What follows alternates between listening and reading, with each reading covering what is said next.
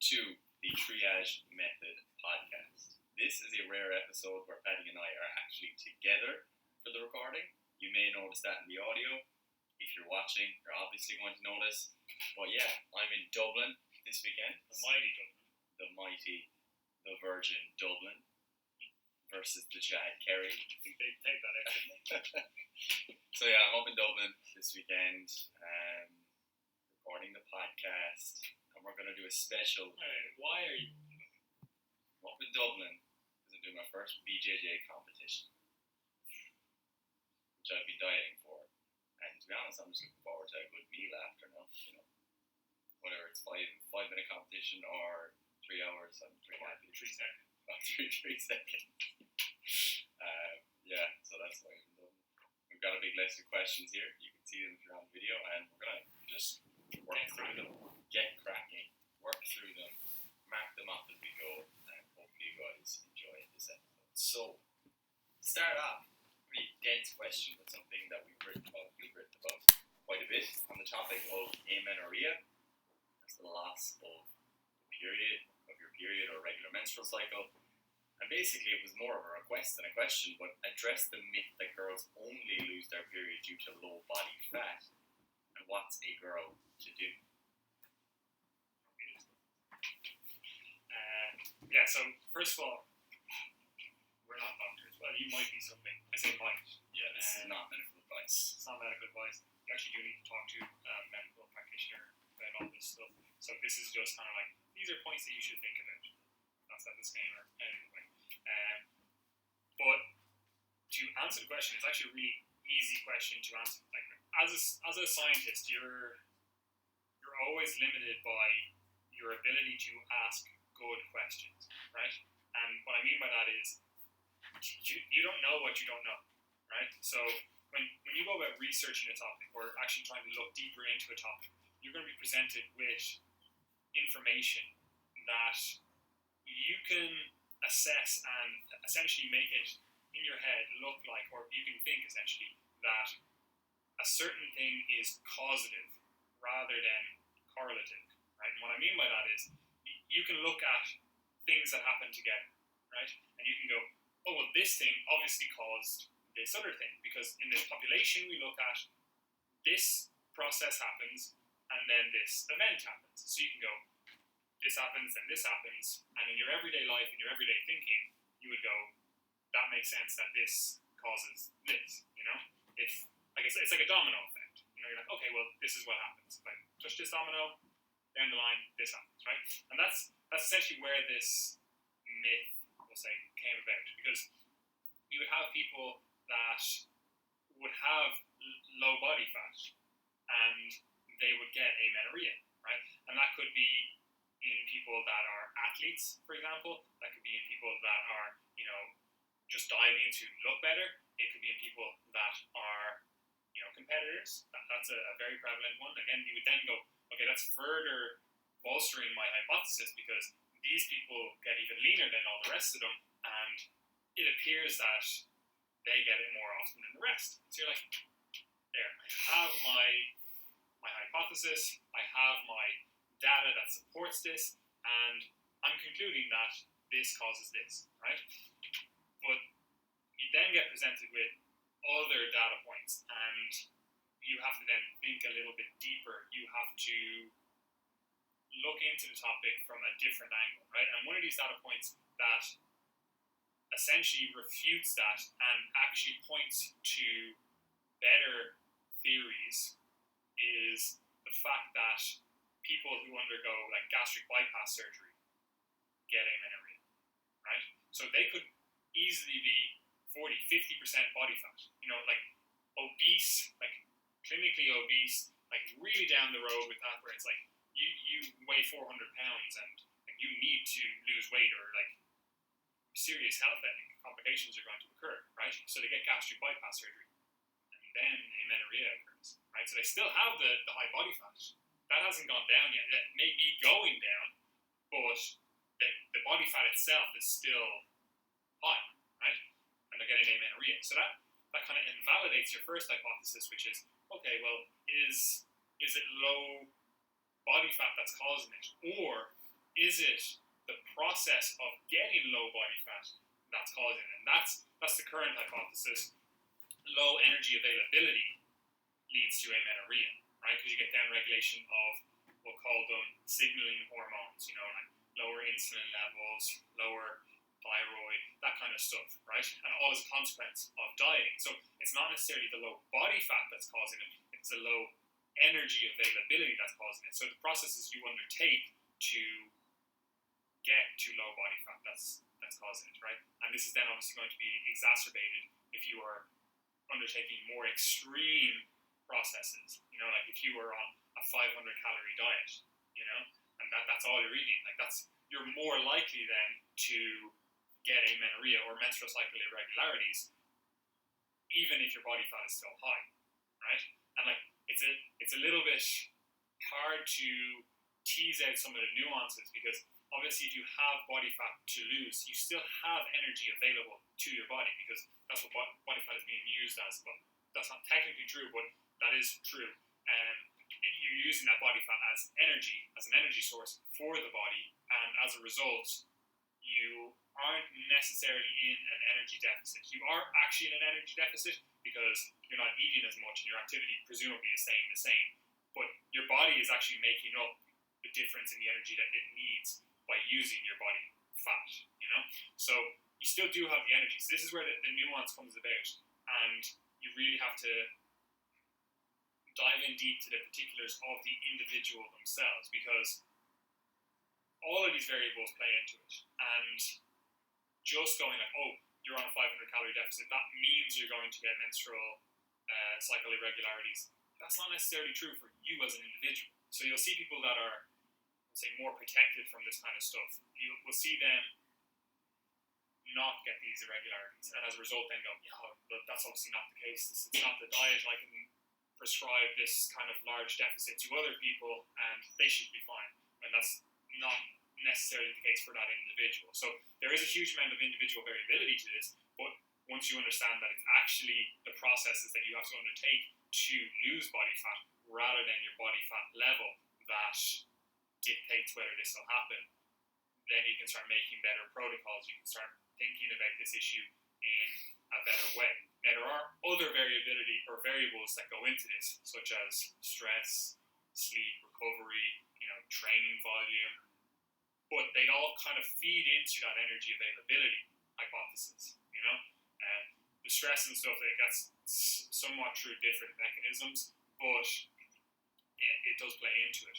But I think that covers everything. But we still have to do what's there to do about it. So do you have anything to add before we get to that? Yeah, no, I think it's a super point really, just to clarify that there is a distinct difference between low energy availability and one's actual body fat, because like you said, they do always go together. But if you think of it from the perspective of someone who has lost their period and they're at a higher level of body fat, that can often be very disempowering, because I've heard those stories of women who lost their menstrual cycle or the regularity to it and gone to their doctor, but because they're maybe overweight or whatever, their doctor's just like, oh yeah, this isn't due to diet because you're not lean enough. So it is really important to understand that distinction there. And then the other point you touched on that I think was important was, I guess, the difference between surviving and thriving, in that if you've got a lot of extra body fat and you just don't eat, that fuel, that's there to be used for fuel, but your body is still able to,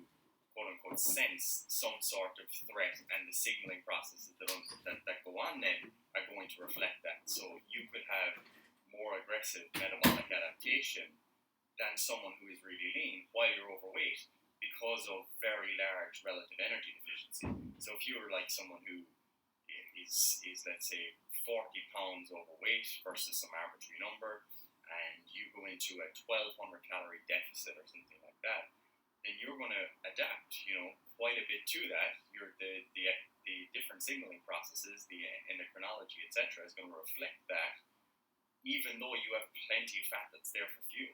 So there's a very distinct difference there between what it takes to survive, because you're not going to die, you've got the fuel there, and what it takes to actually thrive, in that, what it takes to feel well, to have everything running smoothly. So there's very distinct differences there.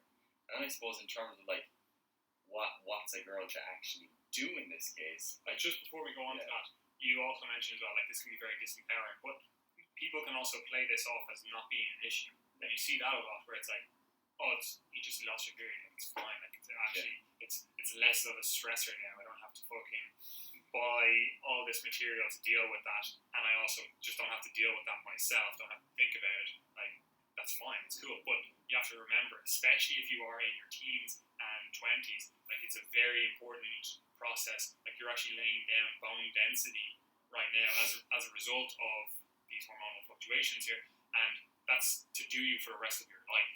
You know, that's not to say that you can't lay down like bone density later in life, especially if you see people do like they take up resistance training when they're in their 40s or whatever, and then obviously their bone density goes up and everything. But it's a very important time, especially if you are not really actively engaged in resistance training at this time, you know.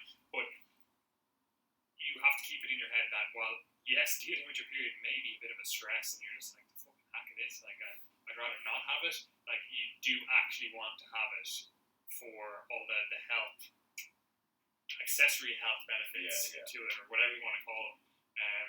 So if that is a thought process that you're engaged in, you need to kind of just take a step back and go, okay, I actually need to think long term. And like, while it may be fine that I just don't have to deal with this rather annoying inconvenience for 3 to 5 days every month, you might be like, okay, I'm actually just going to step back from that thought process and go, this is actually something that I need in terms of my health long term. So take that as well into consideration. Yeah, because I did actually have a client once who was in that thought process because, you know, she had been to her doctor, and the main discussion was, you know, well, do you want to have kids? And she was like, no, I have no interest in having kids. And the take-home point was, oh, you don't need to worry about this. So her thought process for the year or two following that was that I don't need to worry about the fact that I don't have a period because I don't want kids. Whereas, like, I wouldn't view it as like an independent thing. I view it as a signal of what's actually going on in your physiology. And like you alluded to, the bone density thing is super, super important, because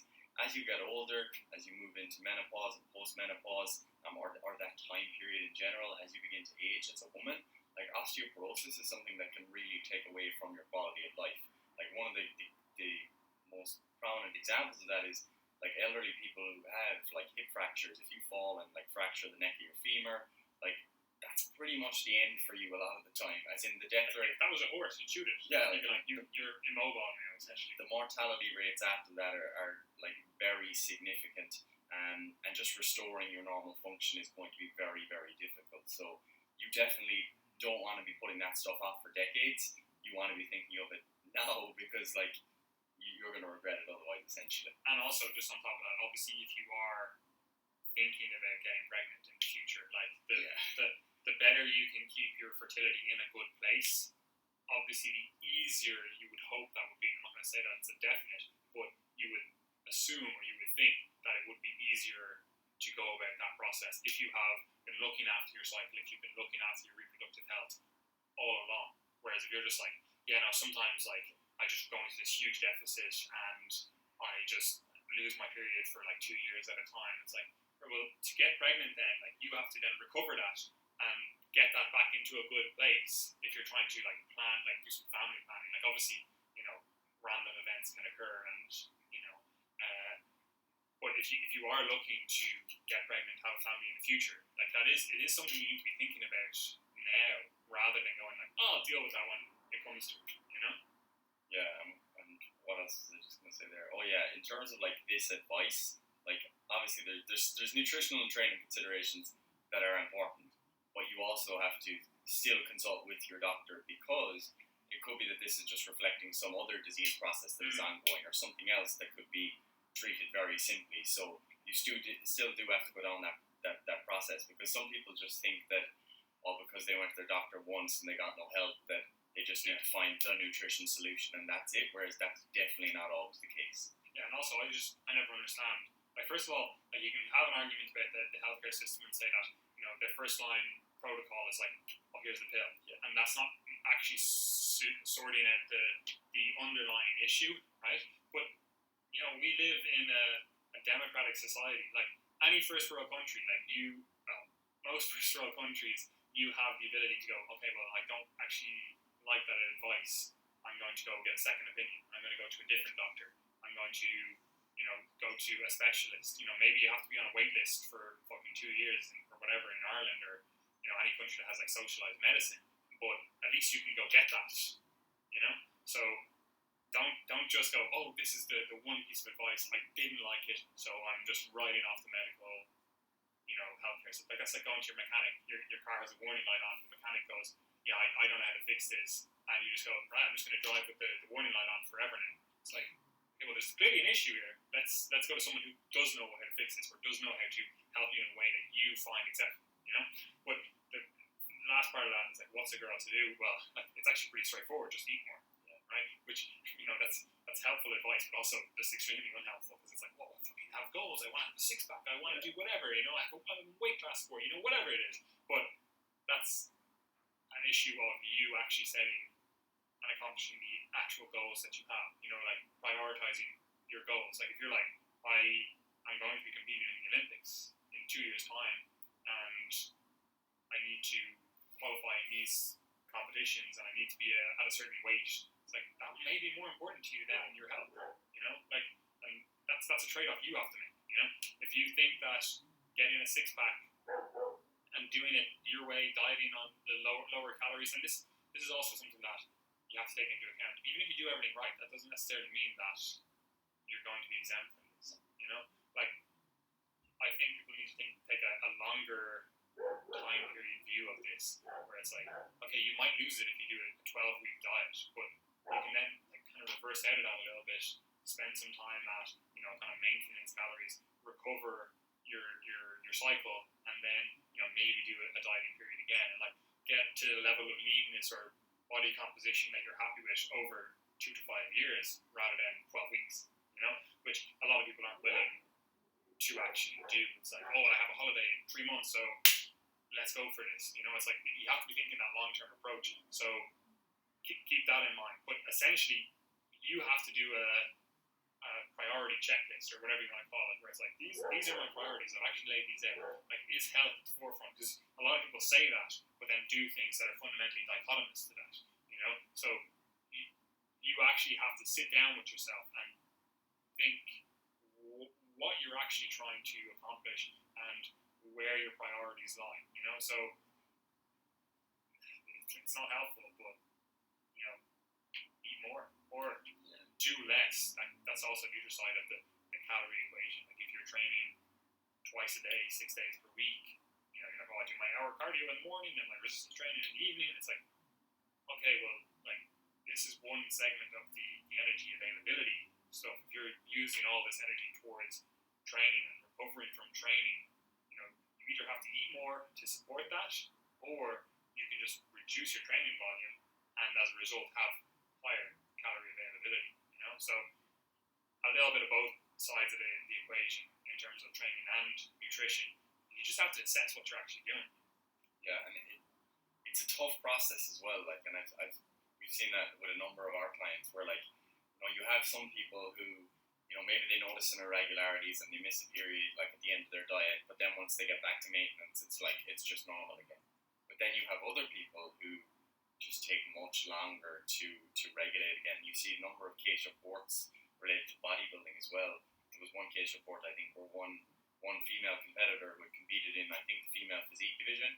It took her something like 18 months or something like that to regain a regular cycle. And I mean, that's a long time. That's something that's difficult to commit to. So, like in that case where you're in it for the long run, like working with a coach or a medical professional, nutrition professional, someone who can guide you on the path is probably a good idea, because that's something that's difficult to commit to yourself. Because I kind of view that in a similar manner to how I view people undergoing like post-surgical rehab. Like for example, people who rupture their ACL and have to have ACL reconstruction, and they were previously like excellent athletes.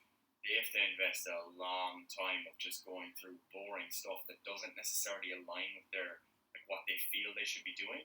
And this is very similar, where you might have had a fat loss goal all along, and especially if you never reached it, you're now at a point where you're committing to over consuming calories, at least probably over consuming, for potentially 3, 6, 12 months. And that's really something that's difficult to deal with psychologically. So I can definitely appreciate that. And in that case, like if that was me, what I would be trying to do is have some sort of goal that I can work on alongside that.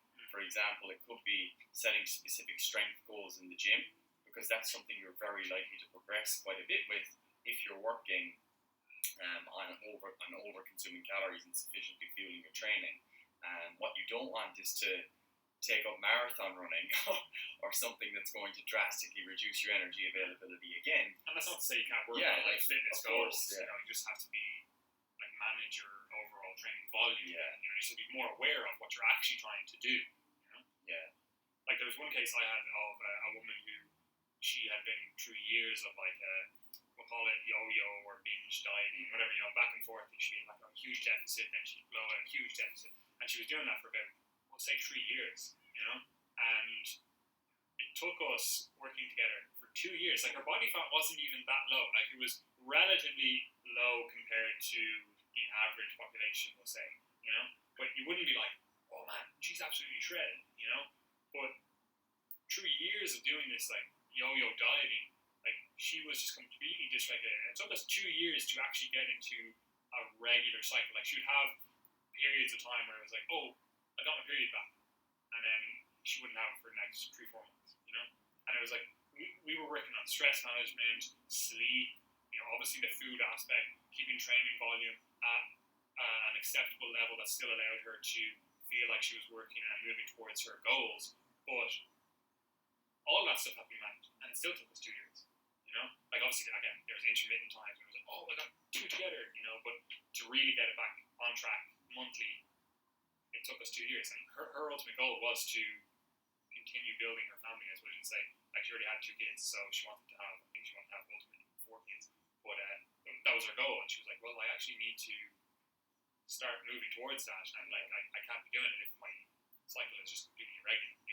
But I think that covers everything. Yeah. The only final thing I would say is that I'm mindful that some of our listeners are quite young. So if you're listening to this and you're like 20 or something, and you're like, fuck it, I don't want kids, like, take more time to think about that before you're just like, oh, I don't need a period or a menstrual cycle, because you might regret that when you're older. But yeah, we're definitely not the best people to advise about family planning.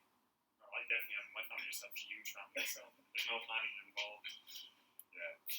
So yeah, let's go on to the next question.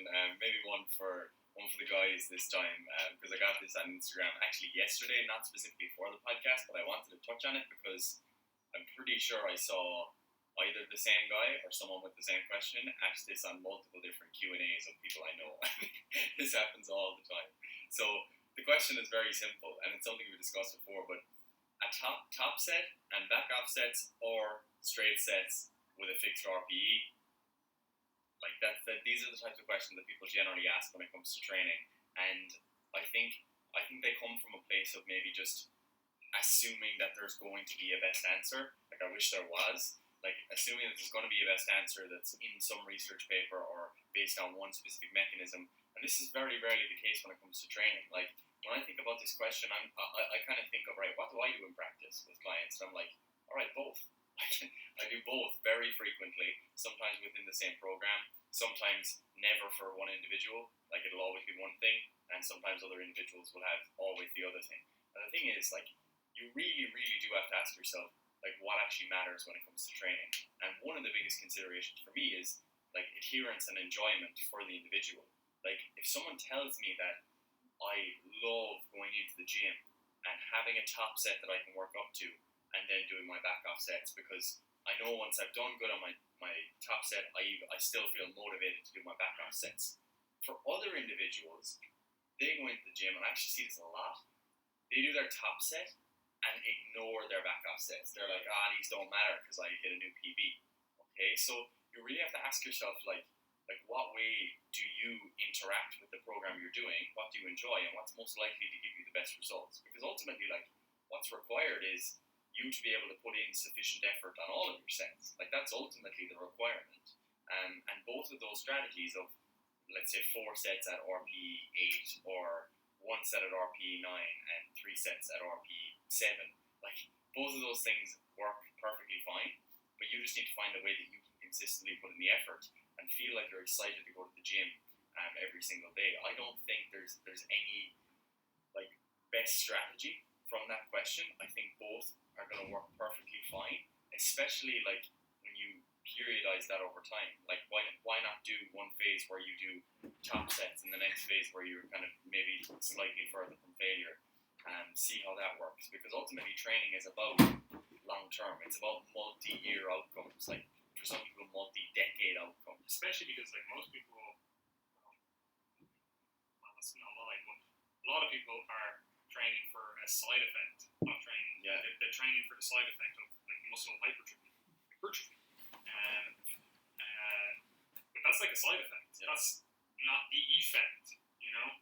And obviously you can bias things towards enhancing that process, but that's not the actual effect you're looking for. Because what you're actually looking for is to progressively get stronger over time, you know? Like that's the underlying mechanism. So should you do reps in reserve? Should you do multiple sets? Should you do top sets and back off sets? Irrelevant if you're not getting stronger over time while keeping tension on the muscle. Like obviously that's the prerequisite. If you're going, I got stronger over time and your technique went from perfection to absolute sloppy, bouncing around, whatever. Like your bench press, say, was like a 3-second eccentric pause and control concentric, and then you just went like that's not, they're not comparable. So like there's all these other variables that go into it, but ultimately the goal is to progressively get stronger over time. So like I was saying, it essentially comes down to what enthuses you more to consistently get into the gym. And like think about it logically as well. Like there's going to be some exercises that do better with a top set, back off set approach. Yeah. Whereas there's going to be some exercises that just don't work well with that. For example, you might go, okay, shoulder press, like a barbell shoulder press. You might be like, yes, I love working up to a top set on that. Do a back off set or 2 or 3 back off sets, and I like that approach, right? I love feeling like I'm getting stronger and pushing it on that. First of all, on that, especially with something like the shoulder press, you're going to have to start micro-loading that, because it's not exactly a muscle that has a huge potential for rapid growth. Like you're not going to be adding on even 2.5 kilos per week onto that, So that's the first consideration you have to think, like what's the progressibility of that exercise. But then also just think about your workout. Then say we're focusing on shoulders. We move to like a lateral raise variation. Are you going to do a top set and a back off set on that? Yeah. Like it's probably not the best exercise for that approach. Whereas something where you're like, I'm keeping a few reps in reserve and I'm also just doing more sets and accumulating more volume, but slowly over time progressing the weight that I use. That may be more appropriate for that exercise. So you shouldn't get this dichotomous approach in your head where it's like it's one or the other. It's like they have their qualities that are good for certain individuals at certain times, depending on the exercise, depending on the goal. Like personally, I actually really enjoy top sets and back off sets. Yeah. But I can't do that when I'm doing Brazilian Jiu-Jitsu. Like I probably could, but I would actually have to do essentially both. I would have to do top sets with reps in reserve. If that makes sense. Like top sets with reps in reserve and back off sets with reps in reserve. Because if I just went all out, my ability to train, because I train twice a day on the days I resistance train, I'm just going to be in absolute agony trying to do Brazilian Jiu-Jitsu later that evening. So for me, even though that's an approach that I really favor in terms of actually getting me into the gym and progressing, to actually progress given my current circumstances, I'm more reps in reserve. Like I do, we'll say this is literally my program for the exercises I have, or we'll say the compound exercises I have. It's like 1 to 3 sets of 10 to 12 reps in a 4-week block, and then 1 to 3 sets of 6 to 8 reps in a 4-week block, And like I have that as 1 to 3 sets because there's going to be days where I'm going in after a Brazilian Jiu-Jitsu session the night before, and I'm like, my shoulder isn't really there, but like I don't want to just forget about the exercise. Like I have a bit of variability. I'm like, I'm just not feeling as recovered. I'm feeling a little bit beat up, but I want to still feel like I'm progressing. I'm like, I know the minimum I need to do to keep myself on track at least, if not progress.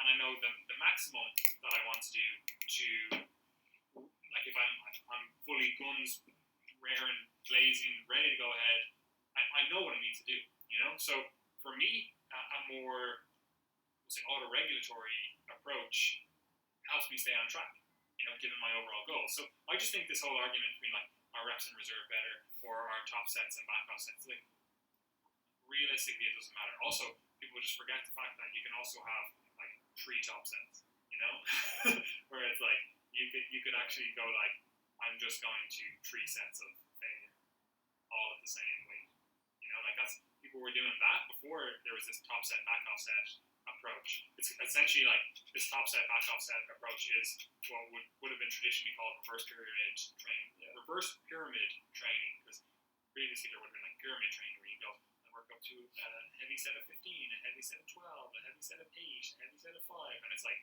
well, if you accumulated so much volume and fatigue going into that heavy set of 5, you're always going to be fatigued, you know, so you're never actually going to get to a true 5 rep max. So if you flip that on its head, I do my heavy set of 5 first, and then 8, and then 12, and then 15. You know, it's like that's a reverse pyramid.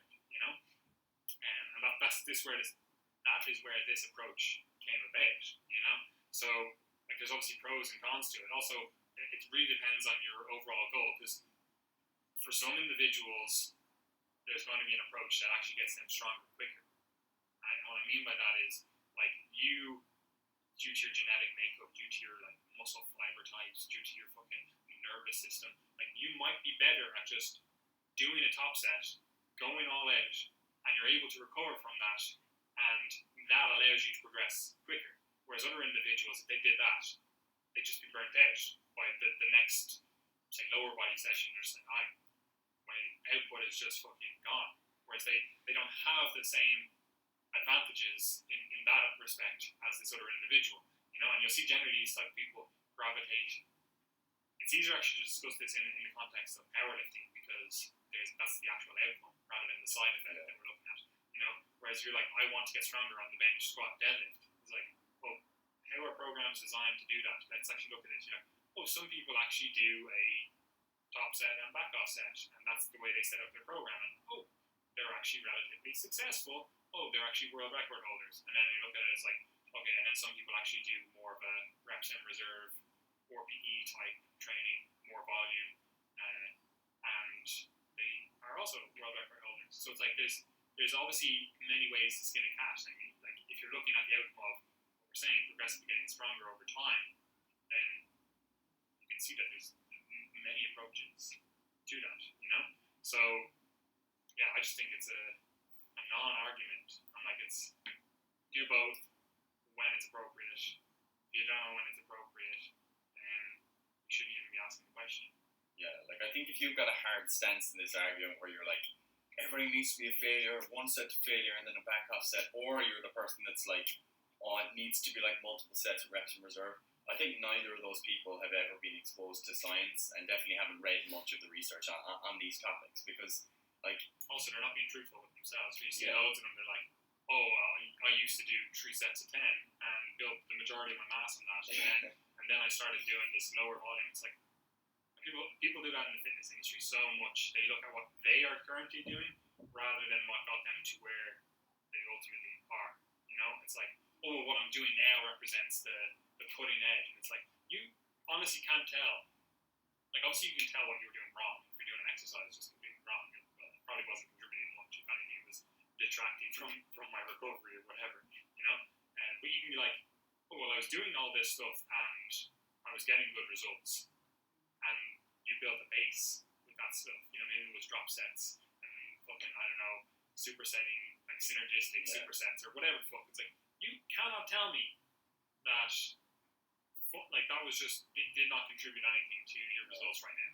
You know, so it's like, yes, you might think that your current approach is a better approach, but there was a whole process that led you to that, both physically and obviously mentally, where you're like, okay, well, like my thought processes have developed over time. But yeah, that's just because like personally, I think once you begin to delve into a more kind of scientific way of thinking about training, and you actually delve into the research itself, you end up becoming more agnostic, like not more in one camp. You don't come closer to like the one special program. If anything, you take a step back and you're like, oh yeah, lots of things actually work pretty fine. And like, I don't care if someone says they do West Side training and someone else says they do Bulgarian training.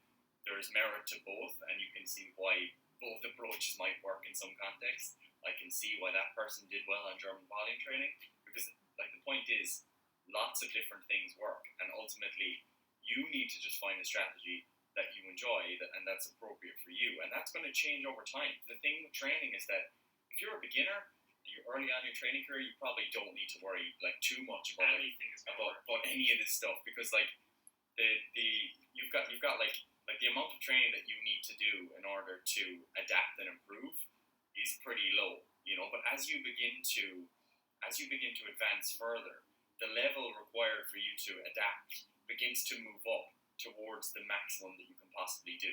So like if you've got a ceiling to how much you can do, whether that be due to time, other stressors, recovery resources, whatever, if there's a maximum amount you can do, because you've already adapted so much, that window becomes really narrow. So you end up balancing in this point where, right, I need to find like the perfect training strategy that allows me to recover and come in and perform in the next session. Because you see that with advanced guys, like if they push it too hard, like if they go from their 6 sessions that are an hour and a half to 6 sessions that are 2 hours, like that can crush them. They're already lifting really heavy weights. They know how to push themselves. So it's a very. And also, you see this as well, like, and that what you're saying really confuses beginners, because you look at what someone like I was touching on there, like you look at what someone's doing that's a world record holder, and they're like, yeah, I squat once per week. But then you listen to all these like scientific studies, and you're like, oh well, they're saying like twice per week is the optimal. It's like, yeah, this guy squats 900 pounds. It's like this, like the amount of overload they're able to generate in that one session, like it's not comparable to you squatting 2 plates, and it's like that really confuses people when you look at just the science, because it's like, well, like maybe they would do better if they did a lower, we'll say, RPE, like they didn't go to their fucking max out, all out effort set. You can't actually say that, because they've found an approach that allows them to get to the gym, to progress, and be a world record holder. So like I just think this argument is like, find the approach that works best for you. Like you look at like Westside Barbell, like you could go like, oh, they've got loads of record holders, and they essentially do both. Yeah. Like they do like their max effort days, and then they do like a repetition effort day or a dynamic effort day. But either way, that repetition or dynamic effort day is essentially reps in reserve or PD training, and their max effort day is, top sets and back sets. So it's like, who the fuck says you have to do one or the other? Yeah, it's a real cop-out answer, but basically everything works. Different things might work better for different people, and that's alright. And the easiest way to understand this is, are you recovering and are you progressively getting stronger over time? There is inter-individual variability, so anytime, like that's just one final point on this. Like very often what people will do is they'll have someone that they prefer online, like whether it be Triage or I don't know, the muscle members, the muscle members, the muscle manatees, the muscle manatees. Like so, there's other people that maybe people might listen to, and they also listen to us, and they listen to, I don't know, Joe Bennett, and they listen to 3DMJ and whatever. They'll just pick like one person and see what they do, and then they're like, all right, I'm going to do what they do because they're quote unquote evidence based and they seem to have great gains, whereas that person could have a very like reasonable justification for why they do a particular program. A good example of that would be like Jeff Alberts of 3DMJ, who's like the most experienced out of all of them, who's been doing bodybuilding for the longest and is the largest and does the least training volume. Like he does very little training volume because over multiple years he realized that like, oh, this is actually what I respond best to. I always pick up niggles as I do more volume, so I'm just going to do that. But can all of us do just 8 sets a week per muscle group or whatever and grow? Like, no, not at all. And you're definitely not going to see that in some individuals. So, yeah, things just aren't clear cut. Like, just get stronger. Like, this is literally, because I know it's really confusing when you're like, what the fuck should I do? It's like, are you getting stronger over time with exercises that fit your body? Again, it doesn't matter if it's a fucking chest press or a bench press. Like, if your goal is like building your chest, at the the end of the day, it doesn't fucking matter. Like, it's all made up, right? So, are you getting stronger over time? If you are, and you feel like you're recovering, you're not noticing any signs, your sleep is not being disrupted, you're not feeling excessively sore every day, all the stuff that you want to do during your day isn't being impeded by the fact that you're hardly able to walk because you're crippled from that leg workout. It's like, once you know you're recovering and you feel like you are moving towards your goal, if you are getting stronger slowly over time, again, you have to look at this over a longer time period. There's probably going to be dips and ups and downs, again, depending on what your diet's like, depending on your lifestyle factors, etc. But if you can look at a training block or training years and go, oh, I was benching 1 plate and now I'm benching 2 plates, it's like, I can pretty much guarantee that your chest is going to be bigger. Like, it's pretty much a no factor, whether that's a huge magnitude of difference, like whether you went from a fucking 30-inch chest to a 52-inch chest, that's an individual response. But I can guarantee if you went from 2 plates to 3 plates, you at least gain an inch. You gain something, So once you're getting stronger over time, that's the easiest way to delineate what's going on. Like, that's the key factor. Anything after that is just, it's a protocol. Like, it's like, that's just a method rather than a fundamental or whatever you call it.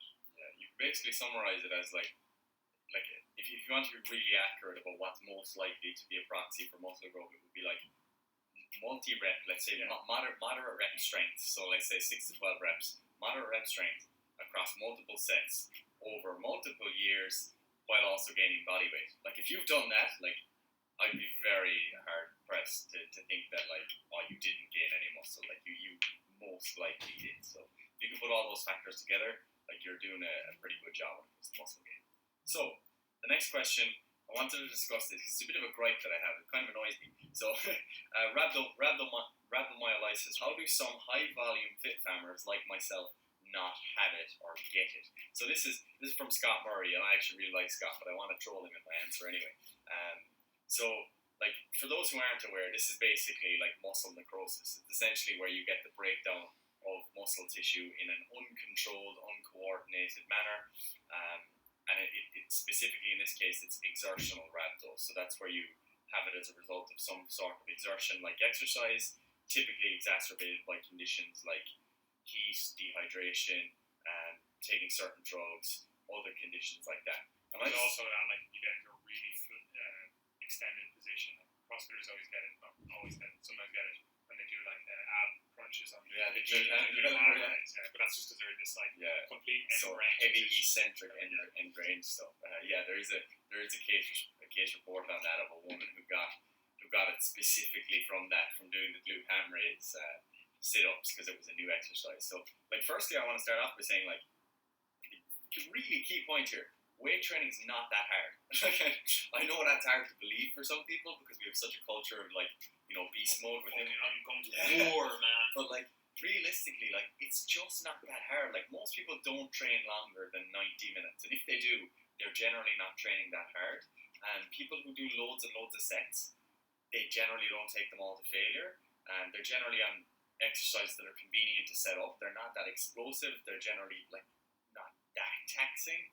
And then the other thing, what was I going to say? The other thing was, people always, like, in weight training, one of the defining characteristics of weight training that's different to a lot of other sports is that people end their workouts or end their sets or their particular exercises when they begin to fatigue. So, for example, you do 3 sets of 12, and then in your final set you only get 11, let's say. Then people are like, all right, I'm gonna end that and move on to the next exercise. It's like it's not like people are doing 12, 10, 8, 6 until they can only get 1 rep because they're that fatigued. Whereas that's what you see in some sports, especially in like immersion camps where you've got these almost like Navy SEAL style training camps, and sometimes CrossFit do them. And most of the case reports that you see on rhabdo related to exercise are generally individuals who never trained and they were exposed to some ridiculous workout, people who did their standard intensity workout but with a new exercise like that, the GHD sit-ups, or kind of CrossFit. A lot of them will be in CrossFit. So weight training, like, yeah, it's hard, but it's always very controlled. The environment is controlled. The end point of the set is always very controlled, and generally like that's it. As in, you do a squat, you finish your set of squats. That's it. You don't go squat, box jump, sprint, burpees, like all in one. So that's essentially why I would say that like you don't see that many case reports of bodybuilders getting rhabdo, because like bodybuilding just it's not that hard. Like yeah, it's hard to commit to it in the long term, but high volume weight training just not that hard. Not that even fatiguing, like Yeah. an energetic cost. Yeah. You know, like obviously Quite low. it is if you're doing nothing. But like you look at like what's the difference between, you know, say you go for a jog for 40 minutes versus you weight train for 40 minutes. You are going to burn more calories during the jog. Yeah. You know? Just jogging, casual jogging. Just not even like I'm going and sprinting or whatever. You know, so from an energetic standpoint, you can clearly see that it's not that demanding, especially when you consider that whatever a third to 2/3 of your workout is actually spent doing nothing, where you're like resting in between your sets. You know, so you're actually, even if you're in there for 40 minutes, you're only working for whatever 15 minutes of that. You know, so it's not that even if you're doing a fucking ridiculously high volume, high intensity, you're doing drop sets and all that kind of stuff, workout, like it's still not that like likely that you're going to get rhabdo. Like there are certain conditions, like I was saying, like dehydration, or you know, there's also a huge genetic component to it as well. But there are obviously case studies that you get that bodybuilders got it. But like you said, there's usually another reason why this occurred. It's like there was new exercise. Generally, as well, you'll find it was in beginners or people that are newer, we'll say, to training. Like you, as someone who has trained years, you know how to modulate your effort, we'll say, and like you're not getting to, like we said, like I'm doing 12, just keep going until I literally can't get any more.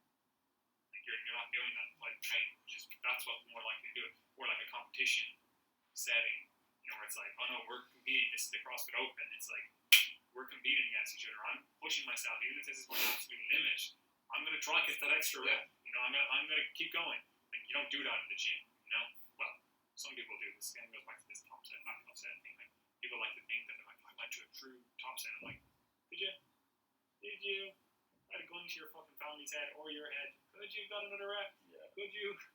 You know, like it's very hard to do a true top set on your own or go to true failure on your own, especially in those moderate rep ranges, because that's kind of the way Scott trains. I know he's not doing like triples and fives and stuff. No. You know, so if you're in that kind of, we'll say, 6 to 15 rep range, you know, man, like it's pretty hard to say that you truly went to failure on that. And then did you do that multiple times continuously? And the other thing is like very often like people who do this kind of high volume bodybuilding style training, they really set themselves up for success. As in like they've got drinks for hydration, everything's perfect. So you've got the point that you said that it's not that energetically costly, but you're also doing everything to make sure that it costs you barely any energy. Like bodybuilders, very particular. They've had their pre-workout meal, they've got their intra-workout shake, they might even have electrolytes in there, so they don't even end up with any like electrolyte depletion, so to speak. They're not ending up with dehydration. So it's very different to, I don't know, soldiers who are in an immersion camp for a week, desert climate, you know, very little water because you can only carry so much. Like they're the types of cases where you see rhabdo crop up. There was one case reported like a sports team, I think it was American football, something like that anyway, it doesn't really matter. But they had like a pre-season immersion camp where it was like, you know, team bonding, we're all going to suffer together, like real hot room, hot environment, everyone pushing each other to the max, very little water, people hadn't drank water before. They're the times you see this stuff crop up. So do you have to be concerned about like your clients getting rhabdo? Like probably not. If you're listening to this podcast, you're not going to go and tell your client to do like, all right, let's do 1,000 burpees in the next hour and don't drink any water. Like, I mean, probably not going to happen. Yeah, I do know actually one or two individuals who do have I can't remember the genetic condition specifically, but where they spontaneously get rhabdo just randomly. So, in case you're unaware, like if you do ever do any exercise and you are pissing red/black, go to A&E. Probably not great. Yeah. Probably not great even if you haven't done any exercise. Yeah, if you haven't done any exercise, it's generally not good. Cool, I think that's that covered. Good question here This was, is an easy one for you. true, yeah. Any tips for final year physiotherapy? I don't think so, to be honest. Like final year physiotherapy isn't that intense, and you're mainly on placement. Like, you remember me moving around quite a bit in final year. You do your FYP. You don't really have that much like intensity in terms of like your modules and stuff. So you basically just do your FYP, you do your placements. So all I would say is like, yeah, immerse yourself in your placements. Be the person who's gonna get stuck in, and that's about it. Like, you know what? I obviously left that. Like, I didn't continue on with physiotherapy, so I'm not going to be like the preacher who tries to teach people to be the best physiotherapist. So, but yeah, that would be what I would say. Just immerse yourself in your placements, get stuck in, be confident. Because like I definitely think some people do regret that. They finish their placements and they're like, oh, I wish I was the person that said, oh yeah, I'm going to give that a shot. Because there are plenty of opportunities, and like I definitely didn't make the most of that in all my placements, but that'd be pretty much what I would say. The only other thing is like something I say to all students, and that's to like read beyond your degree. Like, your degree gives you very, very little, especially the content that's presented, and especially in physiotherapy. Like, we have very little education on like just pain in physiotherapy, and you would think that would be like a core thing to try and understand. So, read broadly, and definitely read more on the areas that you're interested in. Like, if you're interested in sports physiotherapy, for example, pretty much like none of that's covered really on the physiotherapy course. You definitely don't have an understanding of the relevant exercise science. You don't have an understanding of nutrition variables that might be important. So continue to read broadly. And to be honest, if you're exposing yourself to our podcast and our content, I imagine you're already doing some of that. So you're probably on the path. So maybe one of the other things. Yeah. Any tips for physio students? I would just say for anyone studying, it's like just treat yourself like you are actually retarded. Yeah, like because you are. Because you probably are. Like, you are. But I mean that not even just in a jokey kind of way or whatever. I mean that like question all your assumptions. Like, why do you think that this works this way? Like you said with pain, it's like it's probably just something that you have experienced in your life, and as a result, you assume you know what that means. Yeah. But especially when it's all this feeling stuff, it's like you don't know like what you don't know. Like, that's what we always say, like, the eyes are a window into the soul, right? But that's your eyes, right? Because what you're seeing from someone else, like I can't feel what you can feel. So I can't feel like you're like, oh, we love each other or whatever. I can't feel your love, Like, I can't actually feel that. So I can't feel an emotion that I've never felt. Does that make sense? Yeah. So I can only feel what I've felt. So your experience of pain may be completely different than someone else's experience of pain, right? But not even that. Your whole socio-cultural, whatever you want to call that stuff, around pain may be completely different than the individual in front of you. So you actually have to question every single assumption. This is especially true in any of the science adjacent, that's what I'm going to call them, science adjacent practices, where it's like this. Okay, you can say like science does a great job of going, this is the fundamental reality of the universe or whatever, the physics, the chemistry, we'll even say the biology, but it doesn't do a great deal in terms of actually going through the human experience, And if all you use is your human experience to dictate your response to things, like, you're in a very weird place then, because like you can only empathize as much as you as an individual can empathize, So personally, I would think in physio or any, again, like these science adjacent ones like medicine, like, you have to actually put yourself in other individuals' shoes. You actually have to explore things from a perspective that you may never have had. And I don't mean going down this road of like, grievance studies and all that stuff. I mean actually just being like, right, this is an elderly woman who grew up just post-war or something. Her experience of pain may be completely different than someone else. So like, you actually have to try to put yourself in that situation and actually empathize with what they're coming to you from. Like, you see people that literally have like fucking fractured pelvises, and they're like, oh, I just get on with it, because that's how they were brought up. It's like, it's just not something you complain about. It's just, you just get on with it. You just get on with your life.